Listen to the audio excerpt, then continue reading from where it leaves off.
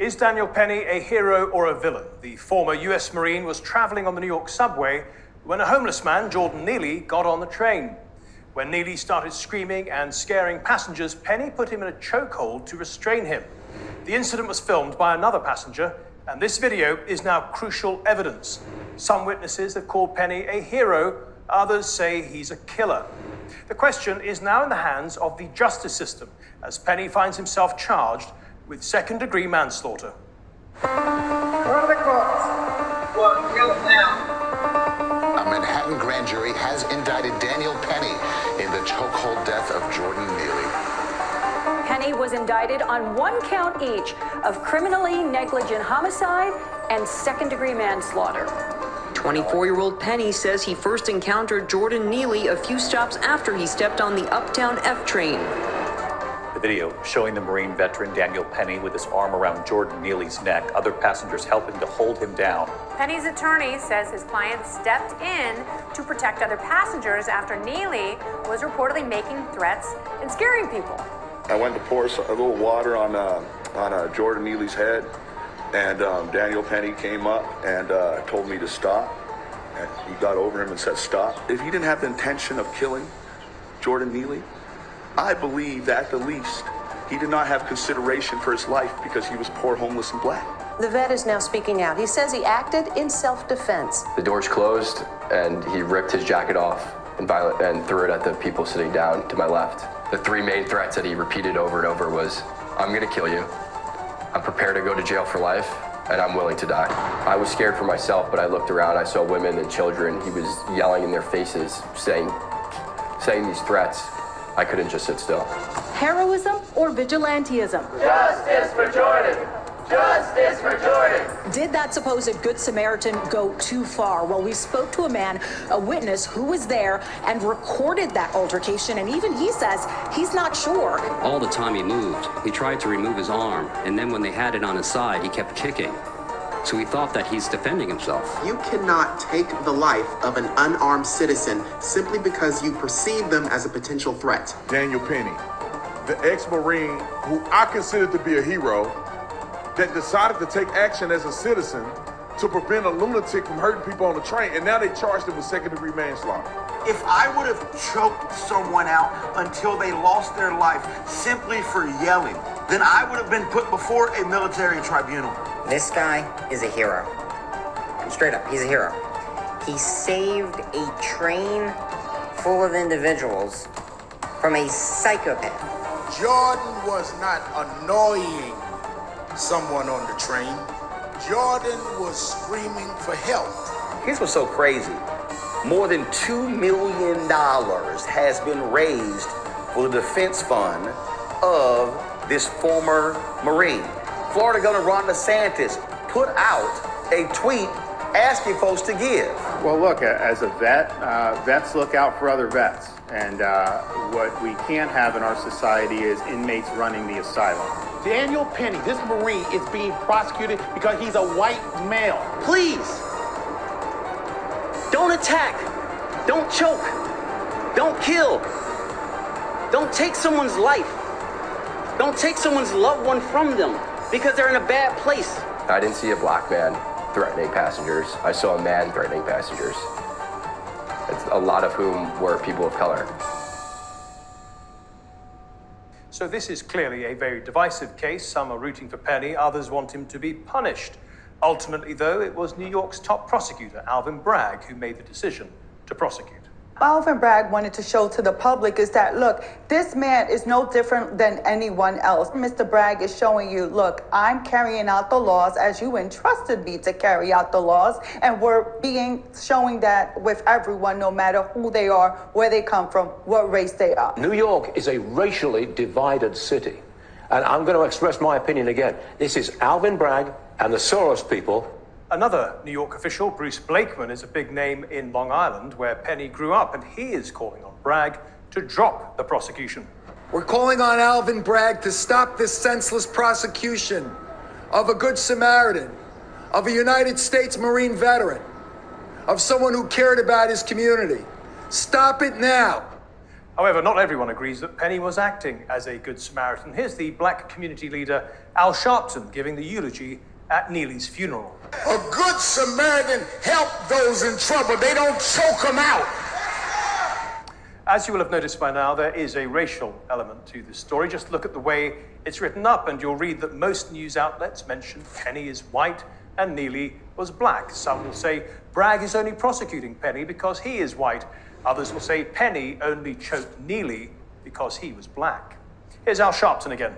We can't live in a city where you can choke me to death with no provocation, no weapon, no threat, and you go home and sleep in your bed while my family gotta put me in a cemetery.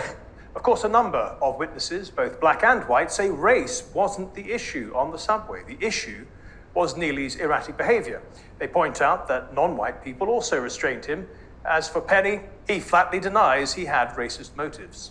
The man who filmed the incident on the subway, Juan Alberto Vasquez, well, he appears to corroborate Penny's account, at least the part about Neely screaming in front of passengers. The man got on the subway car and began to say a somewhat aggressive speech, saying that he was hungry, he was thirsty, and he didn't care about anything. He didn't care about going to jail, that he didn't care that he gets a big life sentence, and it doesn't matter if he died. Okay, let's bring in our panel now, and we have two New Yorkers, Wall Street criminal defense attorney and former prosecutor, Vinoo Varghese, and we have Jennifer Harrison, founder of Victims' Rights New York. We also have Jim Vejlika, who was a patrol sergeant for many years and trained SWAT teams. And finally, we have Wilfred Riley, assistant professor of political science and the author of Hate Crime Hoax. So welcome to all of you. Vinoo, I'd like to start with you as a former prosecutor. When you put yourself in Alvin Bragg's shoes, would you have prosecuted? So that's a tough question. It's both a political and a legal question. From a legal perspective, I would answer the question no. I think there's too much contradictory evidence here to suggest a prosecution for manslaughter or criminally negligent homicide, which are the two charges. And you have a case of self-defense. You have a sympathetic defendant who was coming to the aid. You have video that shows that others, strap hangers, as they call here in New York, were also restraining this fellow. And I think that it's going to be at some point an autopsy or an opposite autopsy that comes in and says this guy had other conditions which led to his death. Because you have a 3-minute hold in which he's trying to restrain him, trying to put him to sleep, and not intentionally trying to kill him. And so then the language of the statute is, did this constitute a gross deviation from the norm, or did he know that this would likely result in his death? And it doesn't seem from anything that Daniel Penny was out there creating a situation that would lead to this person dying, particularly a young man. Now, if it was been an older man or a child or something like that had been put into this kind of hold, then obviously we'd be having a different conversation. Although I've read a number of articles that say the defense and the prosecution will rest on whether or not Daniel Penny exercised reasonable force. What does that mean? Well, the situation as it's come out, as Daniel Penny is now given interviews and given statements as to what he's done or what happened or some of what's in his mindset, is whether it was reasonable for him to do what he did, which was to put this man who was threatening passengers, who was saying he didn't care if he was going to die, into a hold that was designed to put him to sleep and knock him out. And so I would argue that it was reasonable. I mean, the New York standard, which is for self-defense, is both a subjective, objective test, which gets a little complicated. But basically, objectively, would you look at the situation and you have somebody intervening to protect other passengers? Was it objectively reasonable? Sure. And what was Penny thinking subjectively? Was he trying to kill this guy, or was he trying to subdue him to prevent harm to himself or other passengers?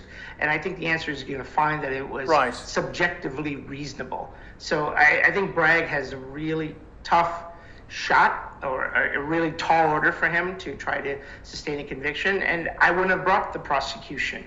But politically, Bragg needed to bring the prosecution, and I think that's part of the problem of being a district attorney here in Manhattan.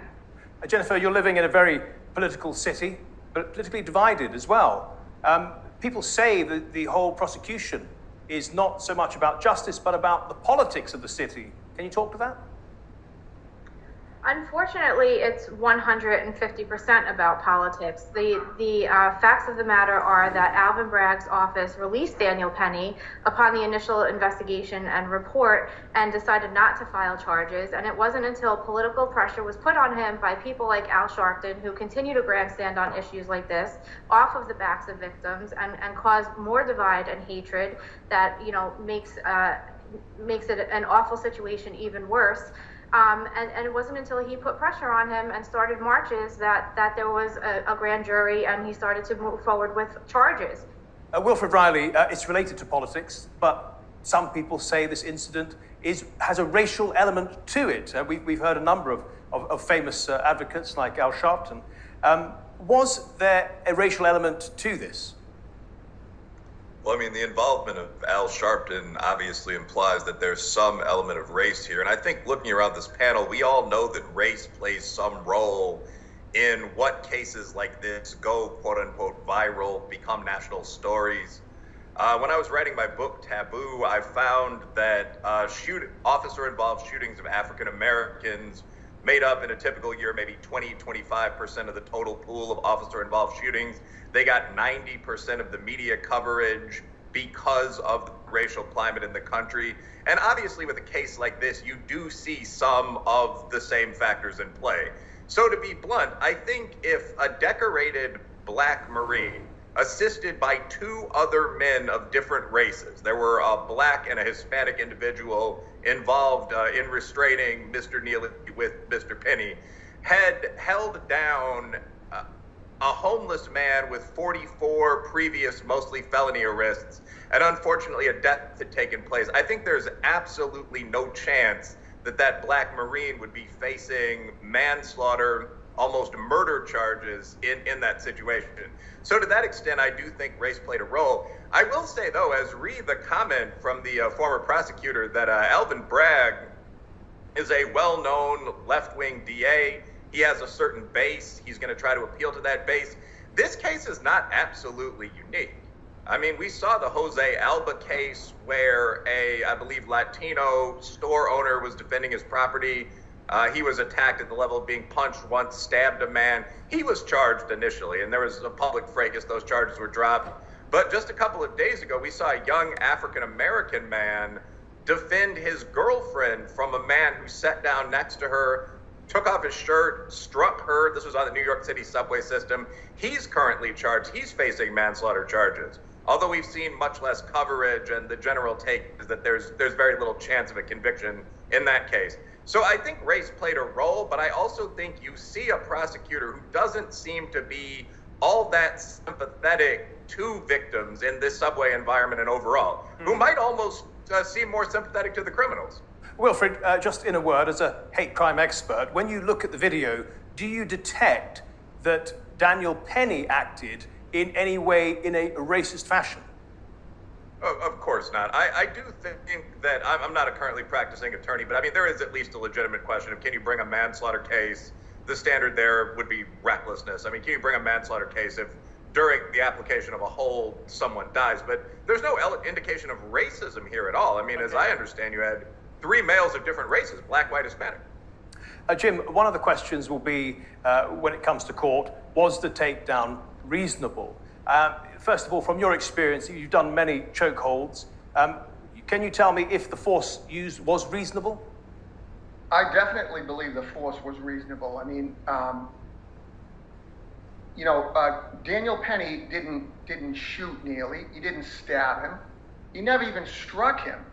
Okay, his intention was to restrain Neely until they got to the next stop, or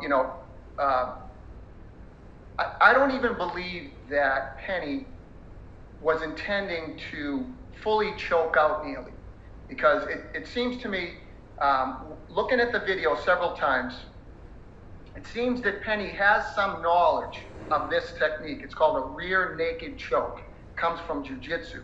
I've applied it 1,000 times. I've had it applied to me 1,000 times. The technique is to cut off the carotid arteries, which supply blood to your brain. Okay, a rear naked choke does not restrict your breathing. People can still breathe when they're in a rear naked choke. If a rear naked choke is applied effectively, if you sink the choke, it's called, then you're cutting off most of the blood from both of the carotids, and you'll be unconscious in less than 10 seconds. The fact that Neely fought we saw him fighting for 2 minutes, okay, leads me to believe that Penny did not sink the choke, and I believe he intentionally didn't sink the choke. He was just trying to restrain him. Jim, you mentioned previously that because Penny didn't end the struggle quickly by sinking the choke, he unintentionally may have made things worse for Neely by actually letting the struggle go on for longer by being more restrained. Is that right? Well, yeah. So if you have to fight someone, the quickest and least violent way to fight someone is to render them unconscious with a carotid choke. So if Penny had sunk that choke correctly, I think that Neely would have been unconscious within 10 seconds. And the fact that Penny did not want to sink the choke and was just trying to restrain him, so the choke wasn't into the throat, it was higher up onto the jawline, which is controlling the head. I think that the fact that he didn't want to sink the choke, gave Neely more time to struggle, and maybe this contributed to the death, because Neely, he's clearly mentally ill. He's a substance abuser, and that could lead to what's called excited delirium. So my opinion is that excited delirium is more the cause of death than the rear naked choke. Okay, Jim, well, we're going to wait for the autopsy for that one, but stay with us for a bit longer. This whole story, of course, is being framed as Penny versus Neely, black versus white, good versus evil. But what if the problem lies not so much with the two men, but with the system itself? Daniel Penny and Jordan Neely, their lives overlapped briefly and tragically one afternoon on a Manhattan subway. Neely is now dead. Penny is charged with second-degree manslaughter and faces 15 years in prison if found guilty. Depending on who you ask, both men are being described as victims and villains and even heroes. The spotlight is firmly on them. But what if, as Penny suggests, they were both let down by a broken system that so desperately failed us? What if Neely, who once scratched a living as a Michael Jackson impersonator, didn't get the mental health support he needed? His mother was murdered when he was just 14. He was a schizophrenic who suffered from PTSD. He was also sometimes violent, arrested 42 times, including for punching an elderly man and 2 elderly women in the head. The man, in his late 60s now, said he should have been in some rehab center. One of the women, also in her late 60s, said, "I thought the judge would have forced him to take psychiatric meds, but it seems like he bounced out." New York subway is undoubtedly dangerous. Even a cursory search on YouTube for attacks over the past year brings up many horrifying incidents. A woman on her way to work at Kennedy Airport was pummeled to the ground, punched, and then kicked. A 19 and 48-year-old woman were rushed to the hospital after being slashed in the leg. The two were on the 86th Street and Lexington Avenue station on the Upper East Side. Now to an arrest in a vicious subway attack that left a woman in critical condition. Late last year, New York's Governor Kathy Hochul and New York City Mayor Eric Adams, both Democrat, announced a plan to make the subway safer. Plan just unveiled today has 3 parts: adding more cops, installing more cameras, and placing people with mental health problems at psychiatric centers. But this is an old problem. A few years ago, a man was filmed choking another passenger who'd been acting aggressively. There are similarities with the Penny Neely incident, but this time no one died, and the man was lauded as a hero. That guy is Adrian Kaczmarek. He stepped in to defuse what could have been an uglier scene. He's a businessman. He runs the company Future Health LA, and he got the guy in what appears to be a sleeper hold. It was lullaby time. No such happy outcome for these two men. No flip remarks, no laughter here. 24-year-old Daniel Penny could end up in prison for a very long time, and Jordan Neely is dead at just 30 years old. Back to our panel now. Jennifer, the question really here is, did a broken system pit these two men against each other? In other words, did Daniel Penny have to do the job that law enforcement and the mental health system really should have been doing? Yes, 100%. Unfortunately, this has been a perfect storm of events that's been brewing in New York for quite some time. It started when former Governor Cuomo, Andrew Cuomo, started shutting down psychiatric facilities, depleting mental health beds, creating the homelessness and mental health crisis that we're seeing in the city today.